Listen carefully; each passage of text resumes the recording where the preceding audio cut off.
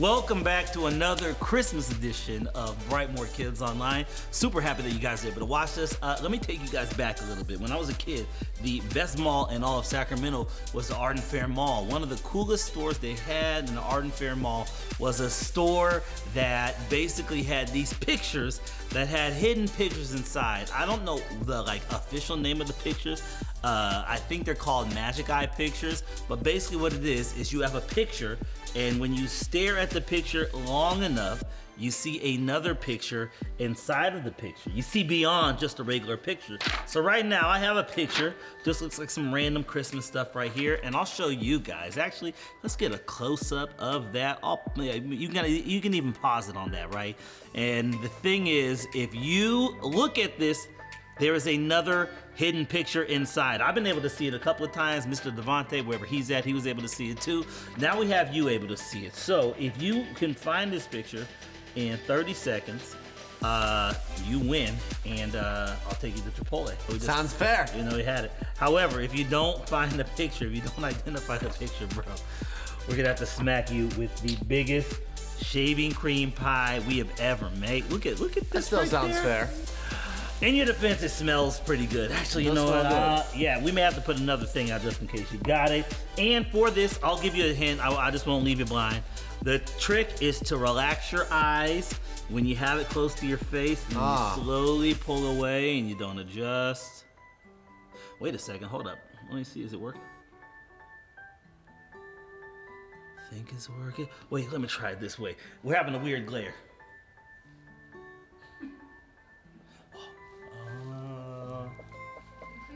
And there you are. Trash bag. I see ya.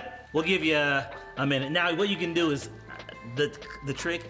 Start it close, look like that. You may be able to see something there. So, yeah, actually, we'll unwrap you, man. Ready, set, go. You gotta see it. How do I have to hold it this way? Yeah. I see green, I see red, I see orange. 5, 4, 3, 2, 1. Mom? Sorry, man. The correct answer is, it's actually, if you look good enough, you see a Christmas tree actually hidden in here. Really? Yeah, there's a Christmas tree down there. Now, I'll try to be as nice as possible for you. Send it. All right, I'll lean over the table. Okay, here we go. 1, 2, 3. We're out of here. Wow, what a game. Well, in that game, our contestant, Mr. Josh, looked at a picture, right? And he was challenged to see beyond what was normal. When he did that, he was supposed to be able to see a picture that most people aren't able to see. Seeing what we can't see is exactly how God operates. And we are going to learn about that today in the Big God Story. God's plan for David and David's family tree to bring hope is about to really start kicking. Hope is what changes what? Everything. Hope changes everything. They couldn't possibly understand when and how it would happen, the people of God, but God sees beyond what we see and had a plan for the whole entire world through David's line for us. We're going to learn about that, but first, let's figure out and find out with Snowman, Snowflake, Sandman, well, you know his name, and find out the wonder truth today.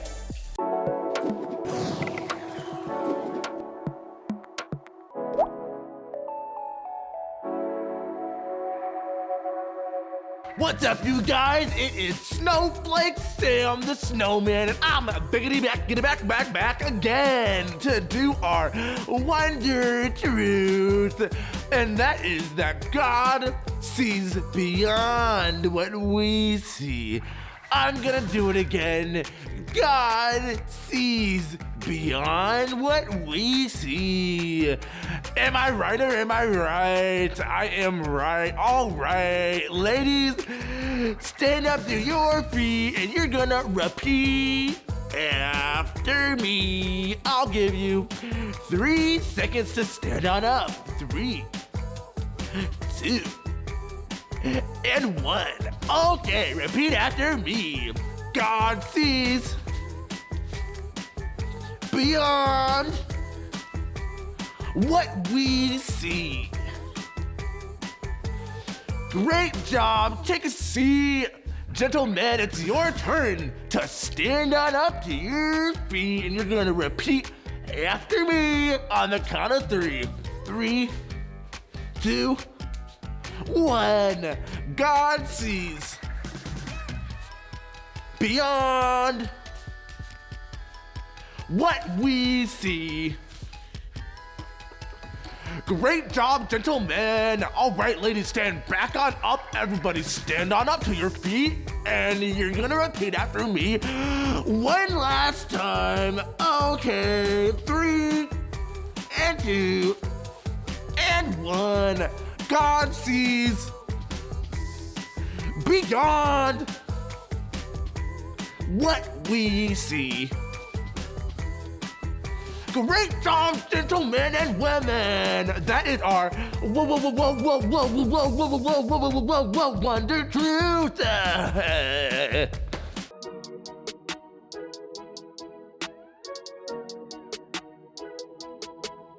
Wow! Word of wonder! Woohoo! This is our third time doing this first. I'm so excited. I have someone new with me, Mr. Josh. Oh, hello. I don't have Miss Monique, sadly, today. But, hey, this is a good, substitute for today. We're gonna do our first, and we're gonna do it normal the first time, and then we have something fun up our sleeves the second time. Heck yeah. So, I can't not find anything. Josh. Okay. Oh. Now we have to have everyone standing up, though. That's With true. that. So come on. Y'all stand up. stand up. Come on. Awesome. We're all standing tall and strong. And let's do it. So I will say it, and then you'll repeat after me with Mr. Josh. The Lord Himself The Lord Himself will give you a sign. will give you a sign. The virgin is going to have a baby. The virgin is going to have a baby. She will give birth She will give birth to a son, to a son, and he will be called Emmanuel. and he will be called Emmanuel. Isaiah 7:14. Isaiah 7:14. Awesome! Woo! That was great. Awesome job, guys. Stay standing. If you sat down, stand back up. And now we're gonna have some fun with it. So since it's, like this Christmas season, we're gonna sing it with the tune of a Christmas song. And we're gonna sing it to Jingle Bells. Jangle, jangle bells. What we're gonna do is we're gonna try to do it in the same tone. So Mr. Josh is gonna start us off, and you'll repeat with me after Mr. Josh. Okay? Let's All right. get on our Christmas music mood. Let's do it. Yeah.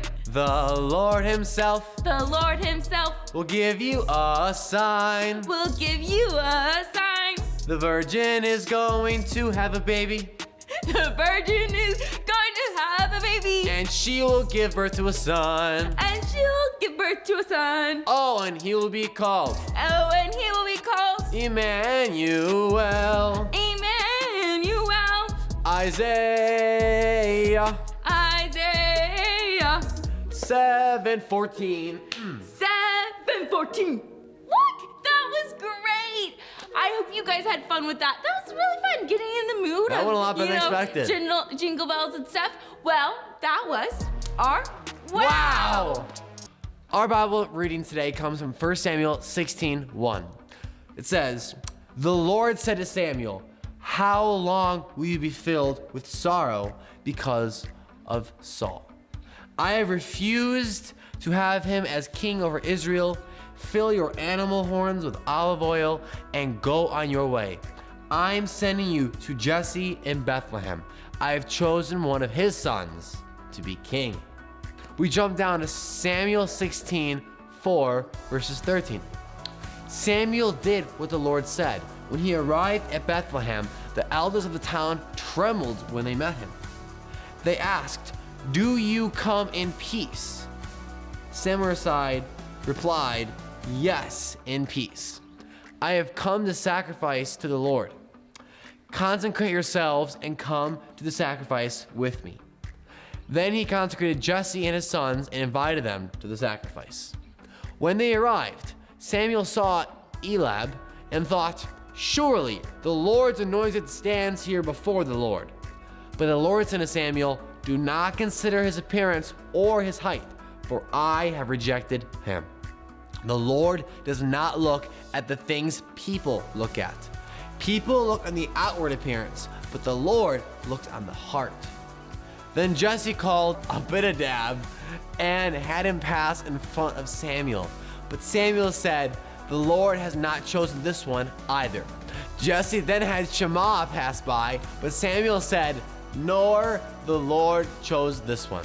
Jesse had several of his sons pass before Samuel, but Samuel said to him, "The Lord has not chosen these." So he asked Jesse, "Are these all the sons you have?" Jesse answered, "There is still the youngest. He is tending the sheep." Samuel said, "Send for him. We will not sit down until he arrives." So he sent for him, and he had brought him in. He was glowing with health and had a fine appearance and handsome features. Then the Lord said, "Rise and anoint him. This is the one." So Samuel took the horn of oil and anointed him in the presence of his brothers. And from that day on, the Spirit of the Lord came powerfully upon David. Samuel then went to Ramah. Isaiah 11, 1-2. Jesse's family is like a tree that has been cut down. A new little tree will grow from its stump. From its roots, a branch will grow and produce fruit. Verse 2, the Spirit of the Lord will rest on the branch. The Spirit will help him to be wise and understanding. The Spirit will help him make wise plans and carry them out. The Spirit will help him know the Lord and have respect for him.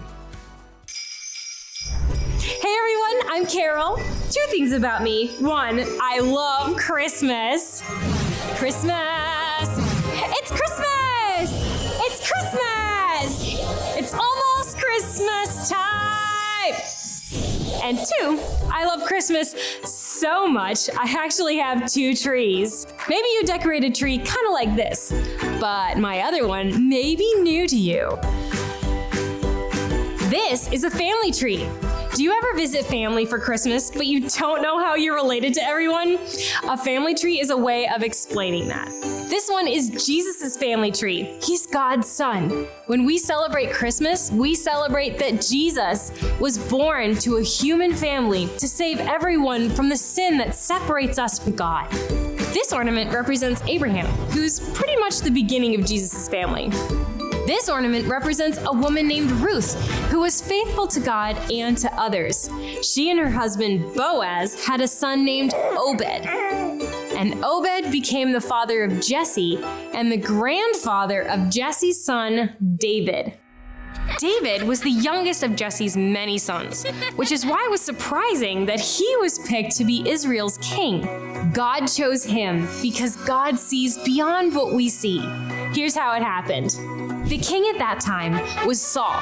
He looked like a good king, tall and regal, but he wasn't. He disobeyed God. Since God saw the big picture, he told the prophet Samuel to go to Bethlehem and find Jesse because one of his sons would be anointed the new king. Anointing someone is when you pour oil on their head as a way to say there is a special job God has for that person. Ooh, now I can make it snow inside. So one by one, Jesse's sons appeared before Samuel, but God told him none of them were going to be the new king. So Jesse sent for David. David wasn't as tall or as strong as his brothers, but he's the one God picked to be anointed. God saw David's heart and knew David loved God, and that's more important than strength or size. A few years later, David became the new king of Israel. He loved God with his whole heart, and he was a good leader. He was actually the greatest king Israel had ever known. There were a lot of bad kings after him who turned their backs on God. So Israel was divided into 2 different kingdoms. The Israelites would often wander from God, but God kept showing them mercy. Perfect! Only 947 more to go! 200 years after King David, the enemies of God's people were closing in. And it seemed like the end of David and Jesse's family line, the line that started all the way back with Abraham. But God spoke through a prophet named Isaiah. Jesse's family is like a tree that has been cut down. A new little tree will grow from its stump. From its roots, a branch will grow and produce fruit. That means even though it looked bad for God's special family, God wasn't ready for the family tree to end. God's people didn't need to be afraid because God made a promise that his people would not be destroyed. Remember, God sees beyond what we see. He knew that 1,000 years later, Jesus would be born in Bethlehem, King David's hometown. He knew that Jesus would bring peace to the whole world forever. God saw beyond what all the people of Israel could see.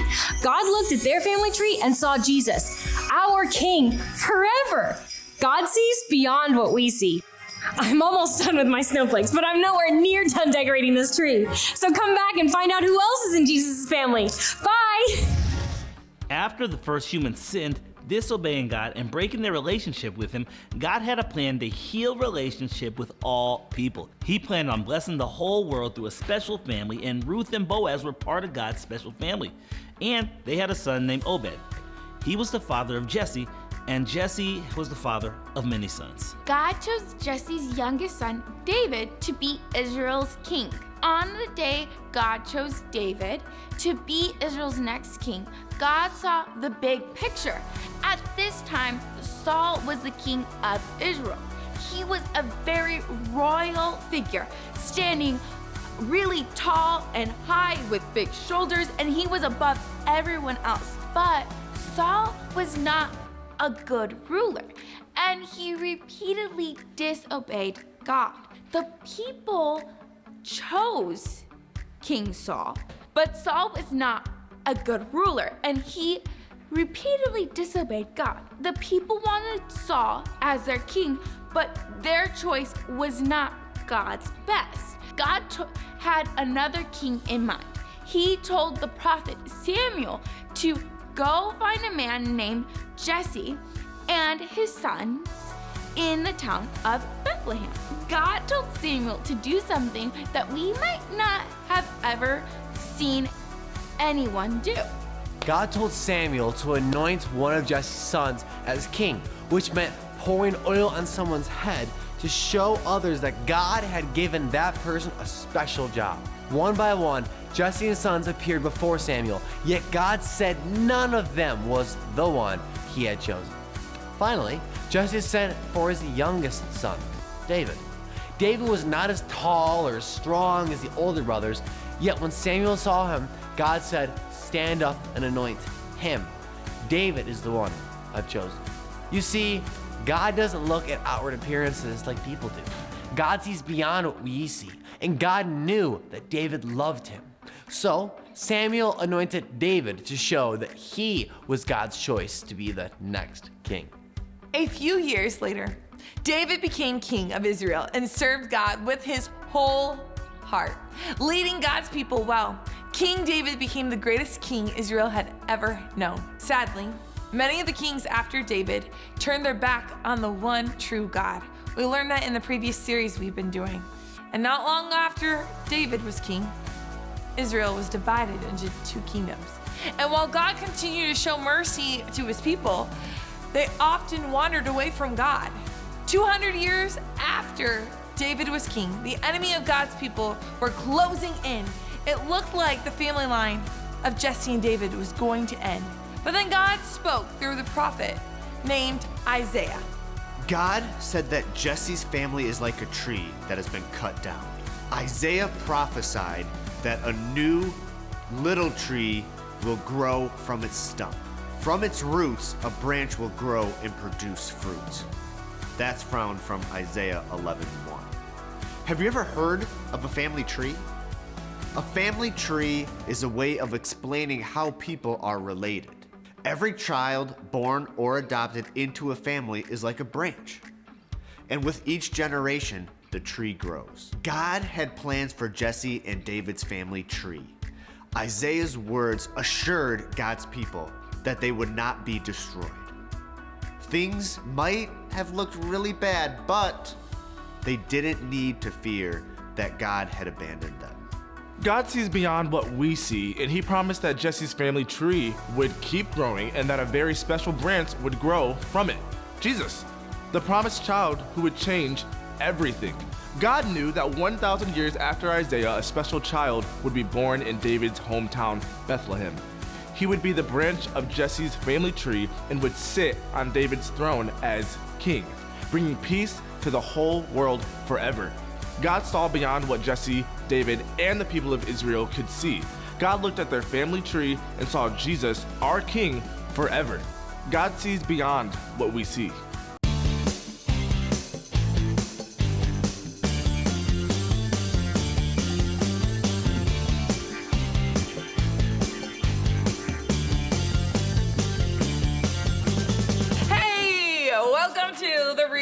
Review. Pastor Elizabeth, Mr. Josh, Mr. Connor, we're about to do it. Let's see who can do the rewind review with the first question. What was Jesse's youngest son's name? In the words of Pastor Drew, David. David.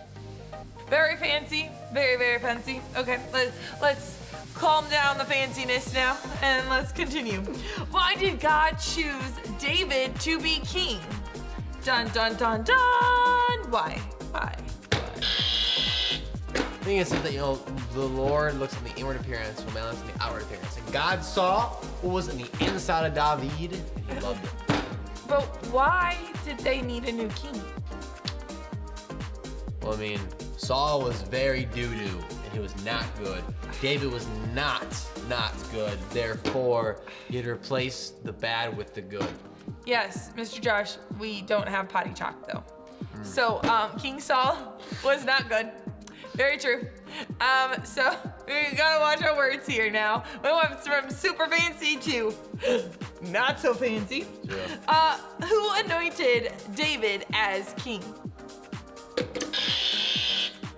Was it Samuel? Yes, it was the prophet. The prophet Samuel. Okay, true or false? David looked like he would be a better king than any of his brothers. I feel like this is a trick question. Well, it's true or false? Well, no, hear me out. It says that he was very handsome and had like a very good figure, so it makes me want to say true. But then it also says the brothers were also like older looking and stronger looking, so I want to say false. The answer is... I would say false. False. The reason being is David, yes, may have been considered to be handsome, but he was the youngest, which also would mean the weakest. Probably also not as mature. A whole bunch of things that people were looking at back then. So there we go. True or false? Man looks at the outward appearance and God looks at the heart. That, I would say, for the most part, is true. It is true. That is true. Good job. Okay. Unless you're a surgeon. True or false? David became the greatest king in the history of Israel. I want to say true. I mean, for humans, yes. The human. Jesus. I mean, Jesus. He tops everything and everyone. Always will. True or false? Jesus was not a part of King David's family tree. False. False. Because we know, that's what we've been talking about for forever now. What is today's wonder truth? God loves, sees, God sees you. God looks beyond Our something. They're so close. God sees beyond our failures. what we see. I mean, okay. I'm pretty sure Mr. Josh is still winning somehow. Where is today's word of wonder found? Isaiah 7:14. Yes, Mr. Connor, that is exactly where it is. So I don't actually remember quite who. So it's either at a tie I will or do just the 1 honor- point over. Connor, I will And- do the honorable thing. I will take this victory just off your chest, off your shoulders, so you don't have to carry it. I will do the honorable thing. I will Thank you. take My it. shoulders were getting kind of tired. I know. Oh, look at them. Carrying. They're so kind. This is great. Well, hey, thanks for watching our review. Merry Christmas. See you later. And that was another amazing episode of a Brightmoor Kids Christmas. Can I hear what? Amen, Mr. Devontae. Well, that was their week. I would love to see you guys next week, but I would also love to see all your faces and hear all your cool stories on Sundays and Wednesdays. Praying a blessings over you guys and a great week. Bye, guys.